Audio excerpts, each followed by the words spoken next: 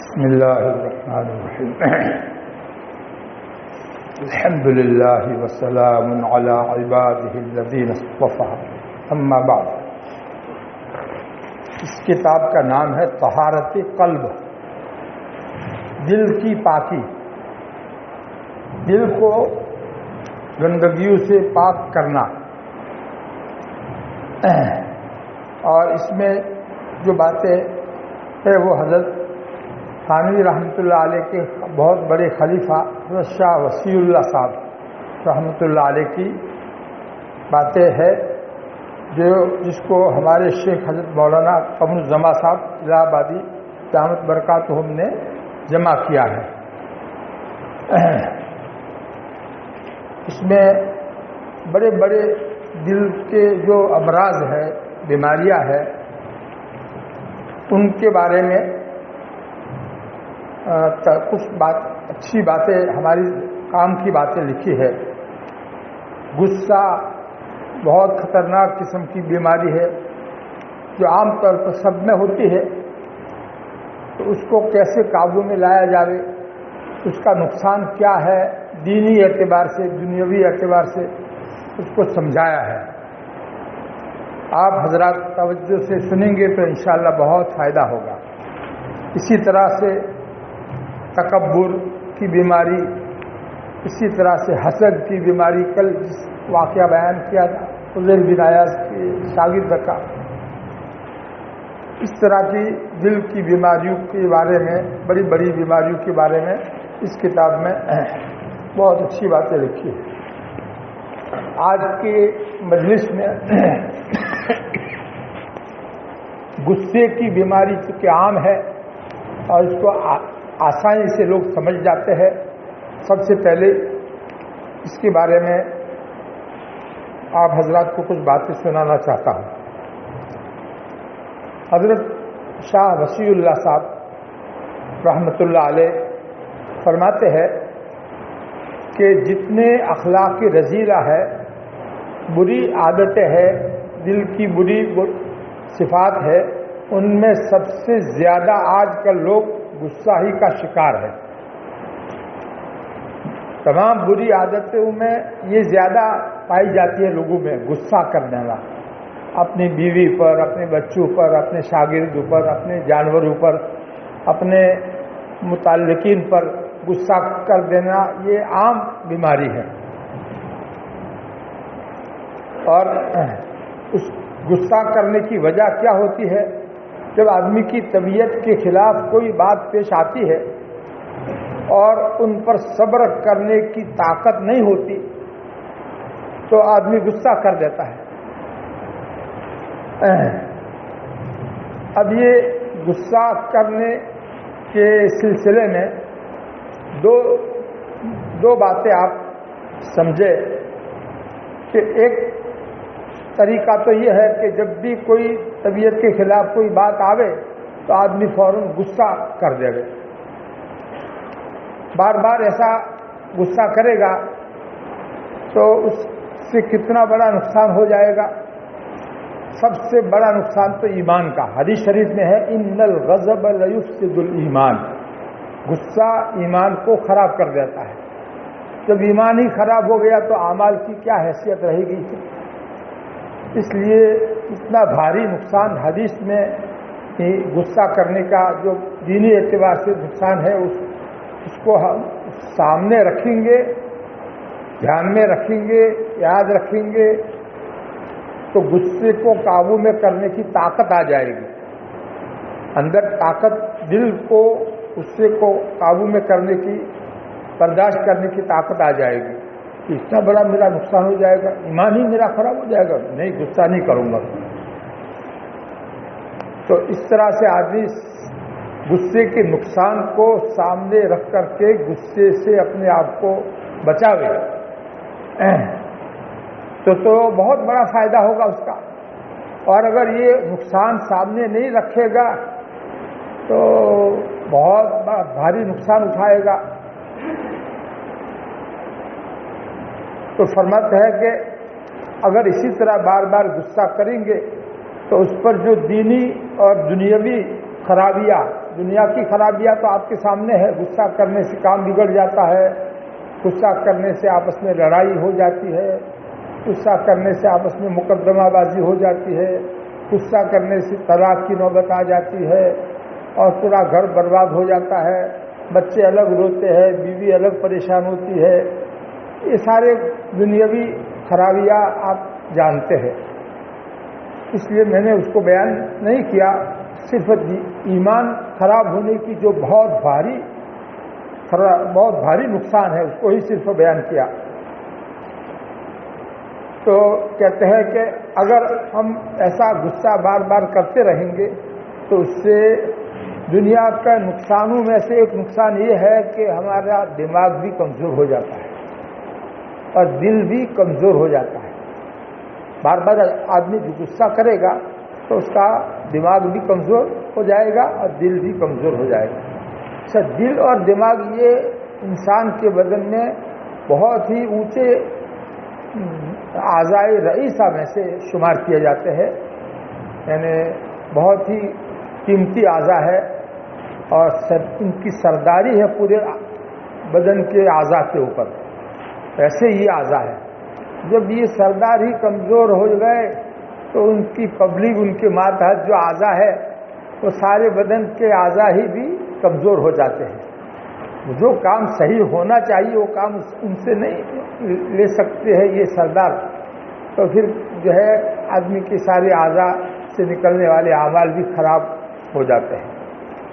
اس لیے غصہ کے نقصانات تو بہت ہیں. ان کو ایک ہے ان کو جاننا, اور پھر وقت غصہ جب آ جائے, غصے کا وقت آوے, اس وقت اس کو بھول جانا, یعنی یاد نہ رہنا. یہ نقصان یاد نہ رہنا, تو غصہ آدمی کر ڈالے گا اور پھر بعد میں پچھتائے گا. تو اس سے کیا نتیجہ نکلے گا؟ نقصان ہو گیا, اب پچھتانے سے کیا ہوگا؟ اس لیے عقل مندی یہ ہے کہ ان نقصانوں کو اتنا ذہن میں بار بار تازہ کر کے پکا یاد کر دیا جائے کہ جب غصہ آوے اس وقت یاد رہے, یہ نقصان یاد رہے.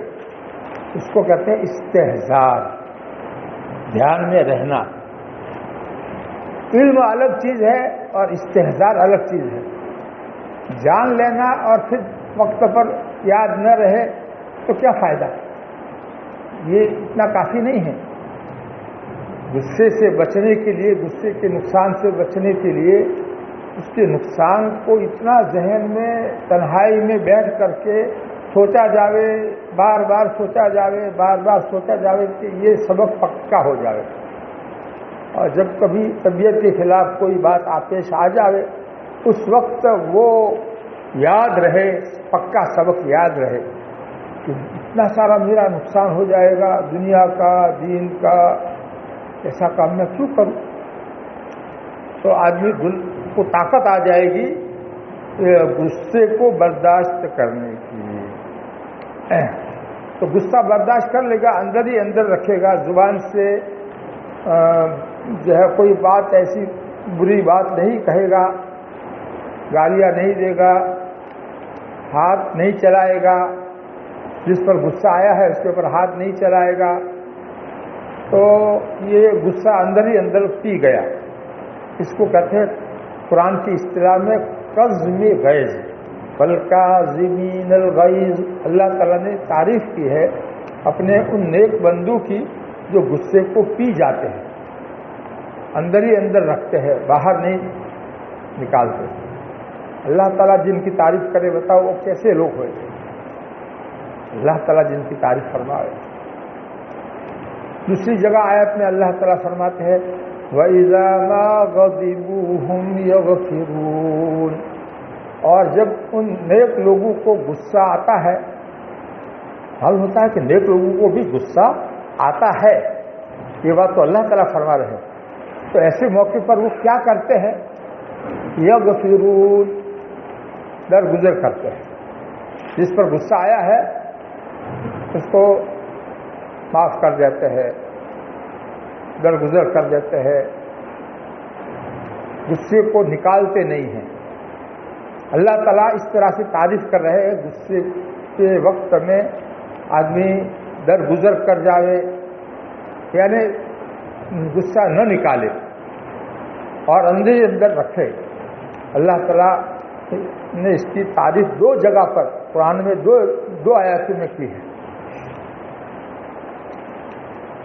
تو ہمیں ان چیزوں کو صرف سن لینا کافی نہیں، سن لینے سے اور سمجھ لینے سے اتنا فائدہ ہوتا ہے کہ پہلے بالکل جانتے نہیں تھے کہ غصہ اتنی خراب چیز ہے، تو اب جان لینے سے اتنا ہوا کہ وہ غصہ اتنا خراب ہے. لیکن یاد رکھنا یہ الگ چیز ہے. وقت پر یاد رکھنا، اس کے لیے اس کو بار بار سوچ کر کے دماغ میں لے کر کے تنہائی میں بیٹھ کر کے غصے کے ان نقصانات کو دماغ میں اسی طرح جمع دے گئے کہ غصے کے وقت میں یاد رہے کہ یہ نقصانات، جس کی بنا پر آدمی کو طاقت آ جائے غصے کو پی جانے کی. ورنہ تو جو ہے برداشت کی طاقت نہیں آئے گی، یہ مفاسد سامنے نہیں ہوں گے، یہ خرابیاں سامنے نہیں ہوگی، تو طاقت نہیں ہوگی تو آدمی غصہ نکال دے گا، ہاتھ چلا دے گا، ظلم کر دے گا. دیکھو غصہ ایسی بیماری ہے کہ اس کی وجہ سے کئی گناہ ہو جاتے ہیں. پہلا گناہ تو یہ ہو جاتا ہے کہ دوسرے پر ظلم ہو جاتا ہے. جانور پر غصہ آدمی کو آ گیا، اپنا ہی جانور ہے تو اس کے اوپر ظلم کر دیتا ہے. اپنے بچے پر غصہ آ گیا، اس پر ظلم کر دیتا ہے. غصے میں آدمی کو دماغ قابو میں نہیں رہتا ہے، غصے میں آدمی شیطان کے قابو میں ہوتا ہے. شیطان جو چاہتا ہے وہ اس کی زبان سے نکلواتا ہے اور اس کے ہاتھ سے وہ کام کروا دیتا ہے، جس پر اس کو بعد میں پچھتانا پڑتا ہے. ظاہر ہے کہ شیطان اس کا سبب ہو، غصے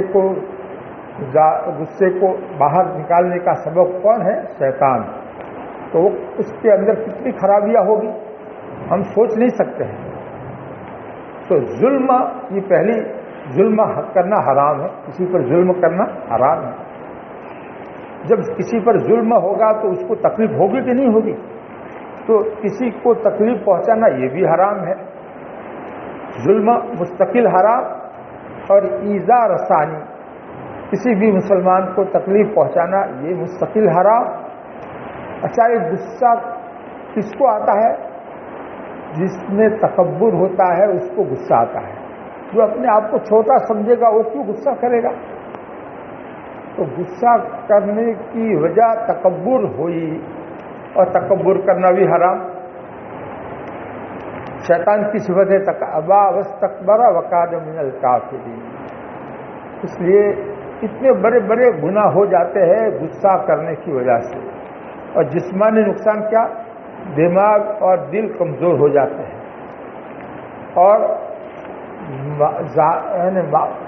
لوگ اس آدمی سے جو ہے اس آدمی سے دور رہنا چاہتے ہیں. جو غصے والا ہوتا ہے اس آدمی سے دور رہنا چاہتے ہیں، اس سے کوئی پاس آنا نہیں چاہتا ہے، دور بھاگنا چاہتے ہیں.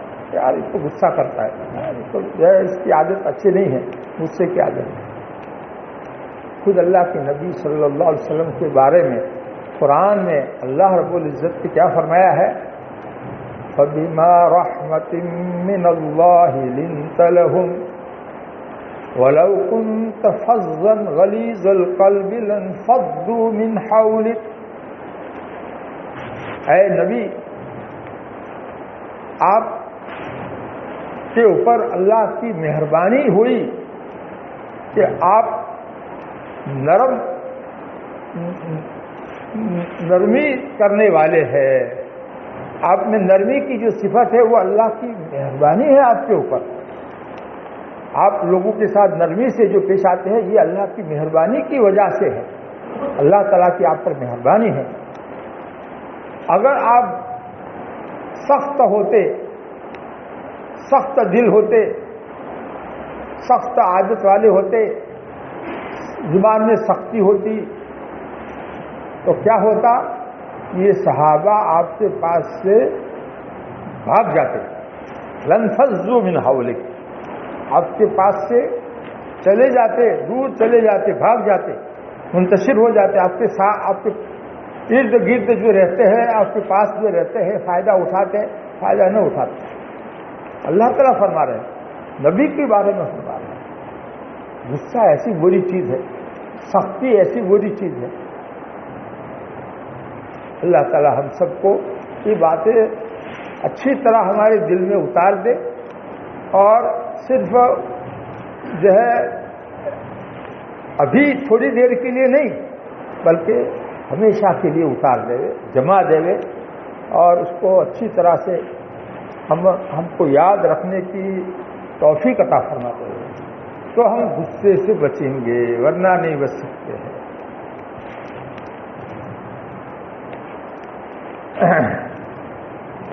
تو اس غصے کا علاج کرنا ضروری ہے، اتنے سارے اس کے نقصانات ہیں، تو اس کا علاج کرنا ضروری ہے۔ اس کا علاج کیا ہے؟ اس کا علاج یہی ہے کہ ان نقصانوں کو یاد رکھا جاوے، اور وقت پر یاد رہے ایسا ان کو ذہن میں جمایا جاوے، اور جتنا استحضار قوی ہوگا، بڑھتا جائے گا، اتنا ہی غصہ قابو میں زیادہ رہے گا، اور جتنا یہ دھیان نہیں رہے گا غصے کے نقصانوں کا، اتنا غصہ اس کے اوپر چڑھ جائے گا، سوار ہو جائے گا، غصہ جو چاہے گا وہ اس سے کروا لے گا، اور آدمی کا دماغ ٹھیک نہیں رہے گا۔ اس وقت اول الغضب جنون، یہ کہاوت ہے کہ غصے کی شروعات میں آدمی پاگل ہو جاتا ہے، اس کا دماغ کام نہیں کرتا ہے، اور پھر بعد میں پچھتاتا ہے، وآخرہ ندم، آخر میں پچھتاتا ہے، کیا فائدہ پچھتا ہے؟ ہوتا ہے کہ نہیں ہوتا ہے؟ ساری باتیں میں جو کہہ رہا ہوں وہ صحیح باتیں ہیں، آپ لوگوں کا تجربہ بھی یہی ہوگا نا، آپ لوگوں کو تجربات بار بار زندگی میں ہوئے ہوں گے غصے کے نتائج، برے نتائج کے۔ تو اس کا علاج حضرت شاہ وسیع اللہ صاحب، حضرت ثانی رحمۃ اللہ علیہ کے اجل خلفاء میں سے ہے، بڑے محقق خلیفہ تھے، یہ علم کے اعتبار سے بہت ٹھوس ان کا علم تھا، اور اصلاح کے باب میں یہ مجتہد تھے، نفسیات سے بہت ماہر تھے، لوگوں کے اندر جو نفسیات یعنی جو اندرونی جو صفات ہوتے ہیں، جس کو جاننے سے ہی آدمی اپنے کو صحیح ٹھیک کر سکتا ہے، تو اس کے بہت ماہر تھے یہ۔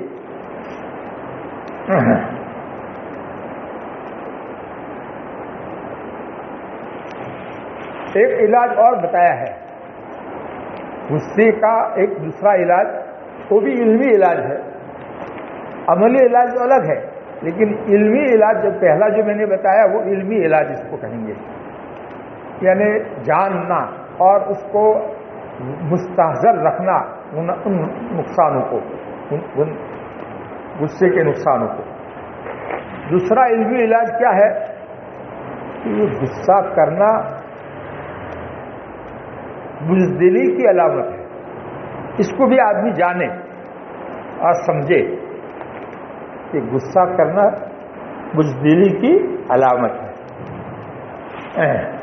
بزدلی یعنی آدمی بہت ہی زیادہ کم ہمت ہے، بزدل ہے، کوئی بڑی چیز سامنے آتا ہے تو گھبرا جاتا ہے، اس کو کہتے ہیں بزدل۔ فارسی لفظ ہے، بز کے معنی بکری کہتے ہیں، بکری جیسا دل، گھبرا جاتی بکری بہت ہے، تو بزدلی اور جبن، عربی میں اس کو جبن کہتے ہیں۔ اللہ کے نبی صلی اللہ علیہ وسلم نے پناہ مانگی ہے جبن اور بزدلی سے، اللہم انی اعوذ بک من الجبن۔ یہ جبن اتنی بری چیز ہے، یہ بزدلی کا تصور ہم جب کریں گے کہ اوہو میں غصہ بار بار کرتا ہوں تو یہ میرے بزدل ہونے کی علامت ہے، میں قوی القلب نہیں ہوں، میرا دل مضبوط نہیں ہے، برداشت نہیں کر سکتا ہے ناگوار چیز کو، اس لیے غصہ کر ڈالتا ہوں، یہ میں تو بزدل ہوا۔ اور بزدلی جو ہے وہ بہت بری چیز ہے، لوگ بھی اس کو بری چیز سمجھتے کہ یہ آدمی بہادر تھوڑی ہے، تو بزدل آدمی ہے. تو بزدلی جو ہے کی غیرت آدمی کو جب یہ سمجھ میں آئے گا کہ میں تو بزدل ہوں، غصہ کر ڈالتا ہوں، بیوی پر ہاتھ اٹھا دیتا ہوں، تو جو ہے میں بزدل ہوں. میں ہمت پہلوان ہوتا، باہمت ہوتا، قوی القلب ہوتا تو پی جاتا غصہ. ارے مرد تو اس کو کہتے ہیں، پہلوان اس کو کہتے ہیں جو غصے کے وقت اپنے نفس کو قابو میں رکھے. یہ حدیث شریف میں آیا ہے، لیس الشدید بالسرعۃ، کہ پہلوان وہ نہیں ہے جو کشتی میں دوسرے کو پچھاڑ دے، کشتی لڑنے میں دوسرے کو پچھاڑ دے، وہ پہلوان نہیں ہے. اللہ کے نبی صلی اللہ علیہ وسلم فرما رہے ہیں لیس الشدید بالسرعۃ انما الشدید الذی یملک نفسہ عند الغضب، کہ غصے کے وقت اپنے نفس کو قابو میں رکھے تو یہ ہے پہلوان. یہ نفس جو ہے ہمارا بہت بڑا دشمن طاقتور، اس کو آدمی قابو میں رکھے، اچھلنے نہ دے، دبا دے نفس کو، یہ ہے پہلوان. اللہ کے نبی صلی اللہ علیہ وسلم کی نزدیک، اللہ کے نزدیک پہلوان یہ ہے.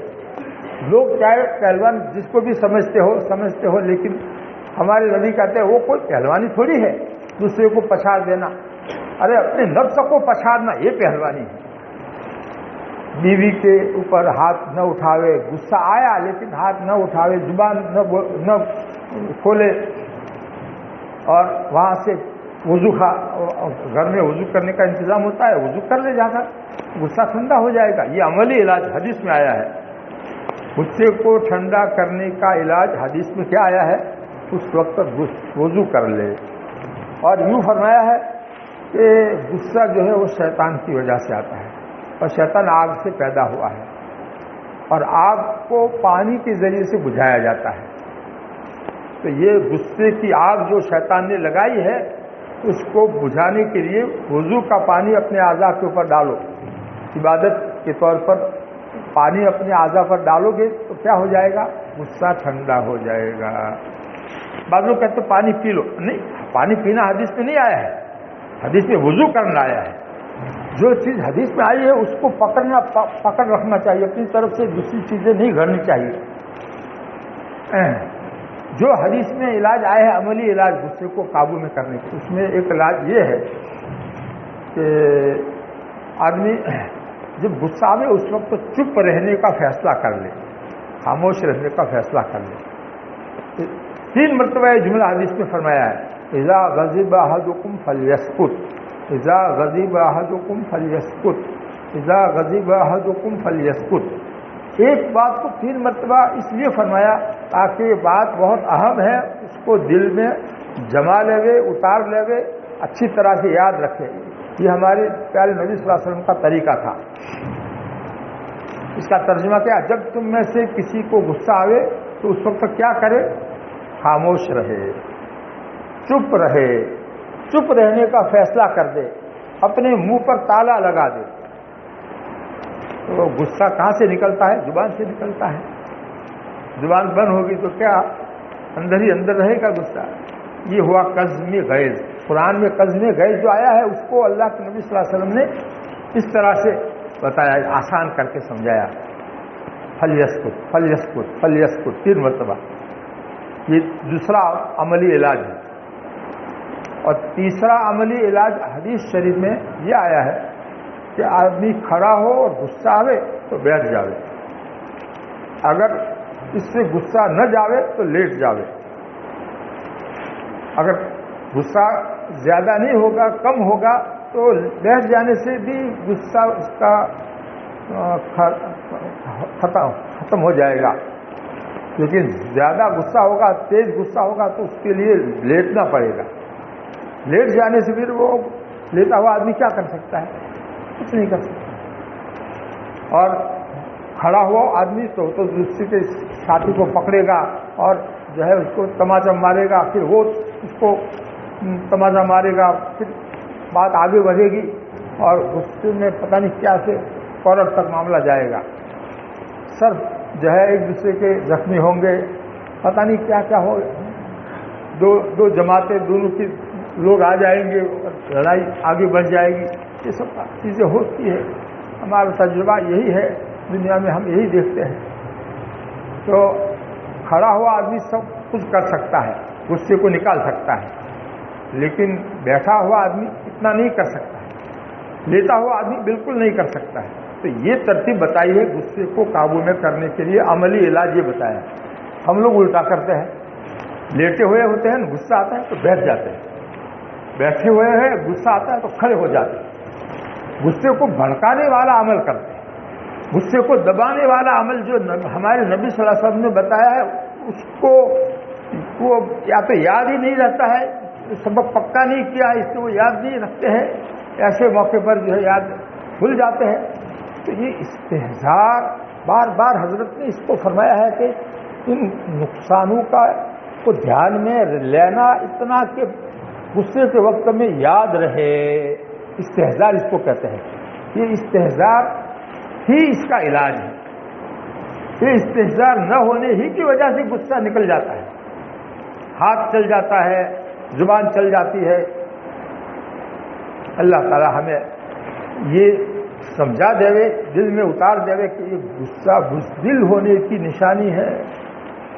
اور بزدل ہونا اچھی بات ہے یا بہادر ہونا اچھی بات ہے؟ بزدل کے مقابلے میں کیا بہادر, قوی القلب, دل اس کا مضبوط ہو تو اس کو کہتے ہیں جو ہے بہادر آدمی, جو بڑا بہادر آدمی ہے. تو یہ اچھی صفت ہے. اور اس کے مقابلے میں بزدلی, یہ تو بہت ہی آدمی کو گرا دینے والی, لوگوں کی نظروں سے گھٹیا بنا دینے والی چیز ہے. تو یہ بزدل آدمی ہی برداشت نہیں کر سکتا طبیعت کے خلاف بات کو, تو نکال دیتا ہے غصہ. یہ بزدل ہونے کی نشانی ہے.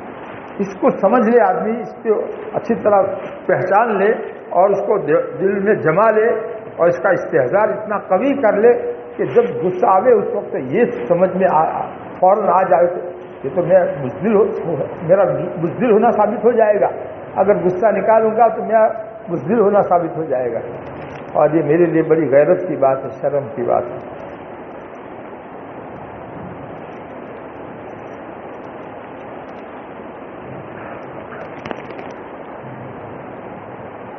اس کو سجا کہتے ہیں عربی میں, بہادر کو سجا, بہادر, سجاعت, بہادری, یہ بہت اونچی صفت ہے, اچھی صفت ہے. ہمیں بہادر ہونا چاہیے, پہلوان بننا چاہیے اپنے نفس کے مقابلے میں.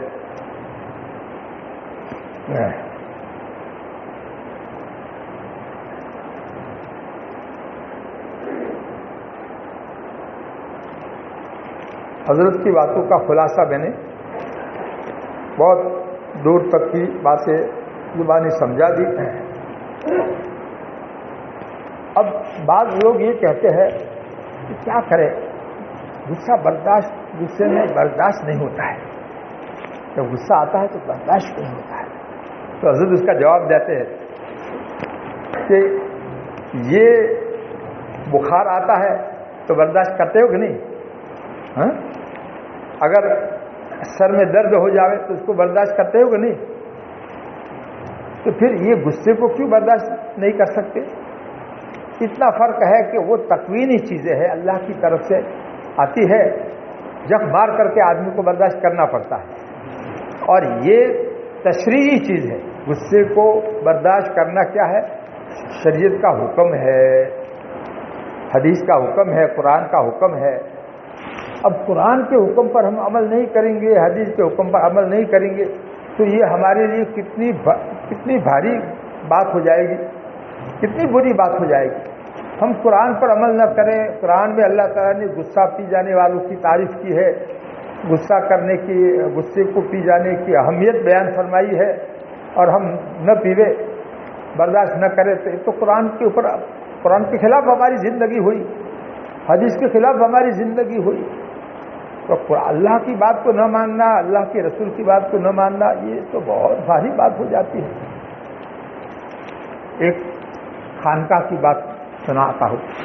خانقاہ میں بھی بعض لوگ ایسے آ جاتے ہیں, غصیارے ہوتے ہیں, غصہ ور. تو بات بات میں ان کی طبیعت کے خلاف کوئی بات ہو جاتی ہے تو ایسا غصہ کرتے ہیں.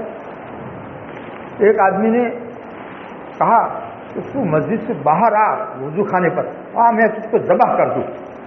اتنا غصہ جو ہے مجھے تعجب ہوا کہ اتنا غصہ خانقاہ میں آنے کے بعد آدمی کرے. اس کا مطلب ہے کہ مسجد کا احترام ہے، یا مسجد میں تجھ کو ذبح نہیں کر سکتا ہوں، لیکن مسجد سے باہر ذرا نالی پر آ جا وہاں تو میں تجھ کو ذبح کر دوں گا. لو یہ کیا خانقاہ میں آیا؟ یہ تو خامخواہ آیا ہے، خانقاہ میں نہیں آیا ہے، یہ خامخواہ ہے آیا ہے. اللہ تعالیٰ ہم کو خانقاہ کا مطلب سمجھا دے. اپنے اندر یہ برائی جو ہے اس کو زندگی بھر کے لیے قابو میں رکھنا، یہ ہمارا کام ہے. آج کا سبق یہ ہے، جتنے یہاں مجلس میں حاضر ہے ان سب کو یہ بات اگر مل گئی، یہ دولت مل گئی غصے کو قابو میں کرنے کی، تو بہت بڑا سبق، قرآن و حدیث کا بہت بڑا سبق مل گیا، بہت بڑی نعمت مل گئی.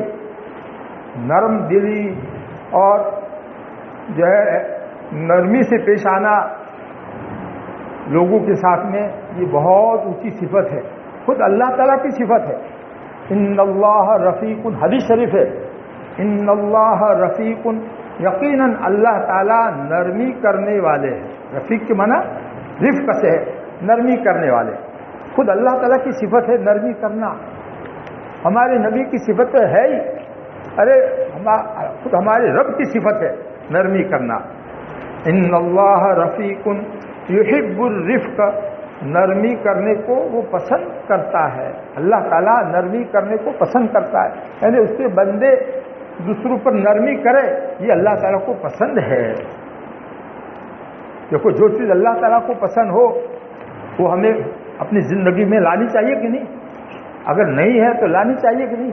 اس کا پکا ارادہ کر لینا چاہیے. یحب الرفق ویعطی علی الرفق ما لا یعطی علی العنف.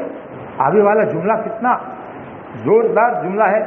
اور اللہ تعالیٰ نرمی کرنے پر وہ نعمتیں دیتے ہیں جو سختی کرنے پر نہیں دیتے. بعض لوگ کیا سمجھتے ہیں کہ سختی کے بغیر کام نہیں چلے گا. سبق یاد کرنے لاؤتا نہ تھا تو جو ہے سختی کرنی پڑ سکتی. ارے یہ دماغ ہمارا صحیح نہیں ہے، یہ ذہن صحیح نہیں ہے. حدیث کیا کہہ رہی ہے کہ اللہ تعالیٰ نرمی کرنے پر وہ نعمتیں دیتے ہیں، جو وہ کامیابی دیتے ہیں جو سختی کرنے پر نہیں دیتے. تو اس کا مطلب یہ ہوا کہ تم غلط سمجھ رہے ہو، تمہارا سمجھنا غلط ہے. نرمی سے بچہ قریب آتا ہے، خوش ہوتا ہے اور خوشی خوشی سبق یاد کرتے لاتا ہے. تو جب وہ دیکھتا ہے میرے استاد میرے ساتھ شفقت نرمی سے پیش آتے ہیں. خود ہمارے نبی صلی اللہ علیہ وسلم کی صفت کیا تھی؟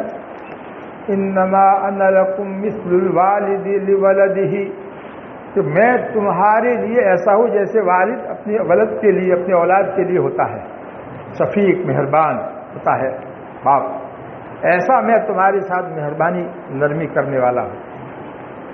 تم کو دین کا علم سکھاتا ہوں نرمی کے ساتھ، سختی کے ساتھ نہیں. خیر آگے اور اس کے علاوہ آگے اور بھی یہ جملہ ہے، وَيُعْطِي عَلَى الرِّفْقِ مَا لَا يُعْطِي عَلَى مَا سِوَاهُ، اور نرمی کرنے پر ایسی نعمتیں اور ایسی کامیابی دیتے ہیں جو نرمی کے علاوہ اور کسی چیز پر نہیں دیتے. نرمی ہی پر وہ کامیابی اور وہ نعمتیں دیتے ہیں، نرمی کے علاوہ دوسری کسی چیز پر نہیں دیتے. نرمی اتنی اچھی چیز ہے. تو اب ہمارے ذہن، پھر بھی ہمارا ذہن اگر یہ بنا رہے تو ہمیں تو مارا وغیرہ سبق یاد نہ کرے تو یہ جو ہے ارے جو ہے دوسری تدبیریں بھی ہیں. اس کو ذرا اس کی سستی اور غفلت کو دور کرنے کے لیے تھوڑی دیر کے لیے کھڑا کر دو، اس کو تھوڑا آنکھ دکھا دو، اور اس کو جو ہے ہاتھ چلانے کی بجائے اور جو ہے تھوڑا سا اس کو جو ہے سب کے سامنے اس کے اوپر اثر پڑے ایسا جو ہے ایسا عمل اس کے ساتھ کرو. بس اتنا کافی ہے جس سے اس کی سستی دور ہو جائے. ظلم ہو جاوے ہم سے اور کسی کو تکلیف پہنچ جاوے، آخرت میں اس کا جواب کیا دیں گے؟ کتنے شاگردوں پر استادوں کا ظلم ایسا ہوا ہے کہ جس کی معافی تلافی کے بغیر اس دنیا سے چلے گئے، کیا ہوگا آخرت میں؟ آخرت میں کیا ہوگا؟ تو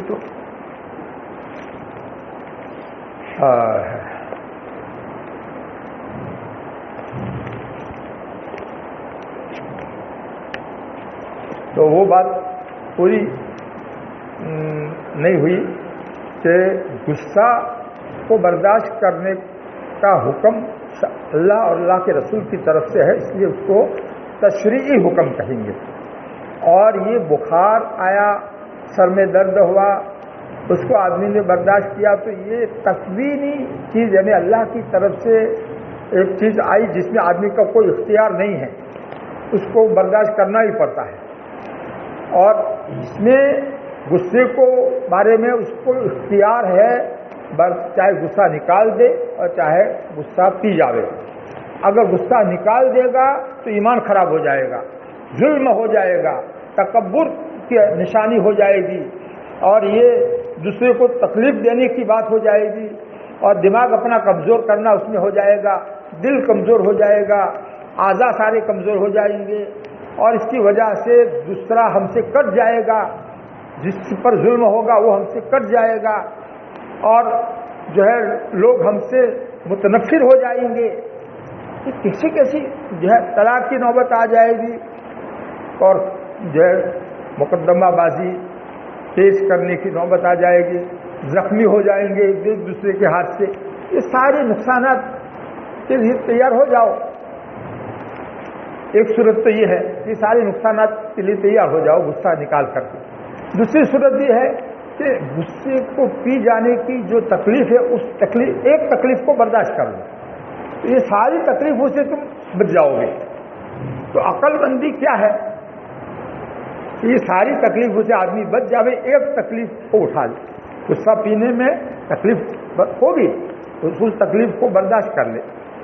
غصہ کرنے میں آدمی کو مزہ آتا ہے، اور یوں اپنے آپ کو سمجھتا ہے میں کیسا بہادر ہوں، اس کو کیسا مارا میں نے اس کو کیسا بولا، سب کے سامنے کیسا لاچار کیا. یہ آدمی کا فوقہ جو ہے وہ ظاہر کر کے آدمی اپنے کو بہادر سمجھتا ہے، بڑا سمجھتا ہے. تکبر، بتاؤ یہ کتنی بری چیزیں ہیں، کتنی خراب چیزیں ہیں. اب ایسی خراب چیزوں کو آدمی سمجھے نہیں، اور سمجھے تو پھر اس کو یاد نہ رکھے وقت پر، تو پھر کیا ہوا؟ تو اسے نقصان کو برداشت کرتا رہے گا. دنیا میں طلاقیں نہیں ہوتی، وہ تو بولو ہوتی ہے کہ نہیں ہوتی؟ تو وہ جو ہے کیسی حالت میں ہوتی ہے؟ آپس میں محبت ہوتی ہے، ایسی حالت میں ہوتی ہے؟ ہاں، غصے کی حالت میں ہوتی ہے. فتویٰ پوچھنے کے لیے آتے ہیں تو ایسا کہتے ہیں غصے میں میں نے طلاق دی. ارے بھی غصے ہی میں تو طلاق دی جاتی ہے، محبت میں کون طلاق دیتا ہے؟ تو غصے کو قابو میں رکھنا چاہیے. دنیا میں یہ مقدمہ بازی نہیں ہوتی، کورٹوں میں لوگ نہیں جاتے، پیسے برباد نہیں کرتے، اپنا ٹائم برباد نہیں کرتے. کیوں ہوتا ہے یہ؟ غصے کی وجہ سے. کیوں اس نے ایسا کیا؟ میری زمین تھی اور اس نے جو ہے ہڑپ کرنا چاہتا ہے، تو دوسرا غلط کام جو کر رہا ہے ہرس کی وجہ سے، یہ ہرس کی بیماری اس کے اندر ہے. دوسرے کا مال ہڑپ کر دینا، غصب کر لینا، اور اس کے اوپر آدمی کو غصہ آوے تو بجا ہے، کیونکہ اس کی زمین ہے، واقعی میں اس کی زمین ہے. لیکن اس کو چھڑانے کے لیے صلح کی اگر شکل بنتی ہو بڑے لوگوں کو بیچ میں ڈال کر کے، تو آگے نہیں بڑھانا چاہیے معاملہ، فوراً کچہری میں نہیں جانا چاہیے. اس میں آدمی عقل سے کب کام لے گا؟ جب عقل ٹھکانے ہوگی تب. ورنہ آدمی غصے میں آ کر کے آسانی سے جو کام ہوتا ہے صلح سے، اس کو چھوڑ کر کے وہ بھاری کام فوراً کچہری میں پیسے برباد کرنے کا، اپنی صلاحیت برباد کرنے کا، اپنا وقت برباد کرنے کا، یہ سب کام کرے گا کہ نہیں کرے گا؟ کرتے کہ نہیں کرتے؟ سب کرتے ہی ہیں. اس طرح سے کتنی لڑائیاں جھگڑے جتنے دنیا میں ہوتے ہیں وہ غصہ آنے پر ہی تو ہوتے ہیں. غصے کو پی جاوے تو یہ لڑائی جھگڑے ہو.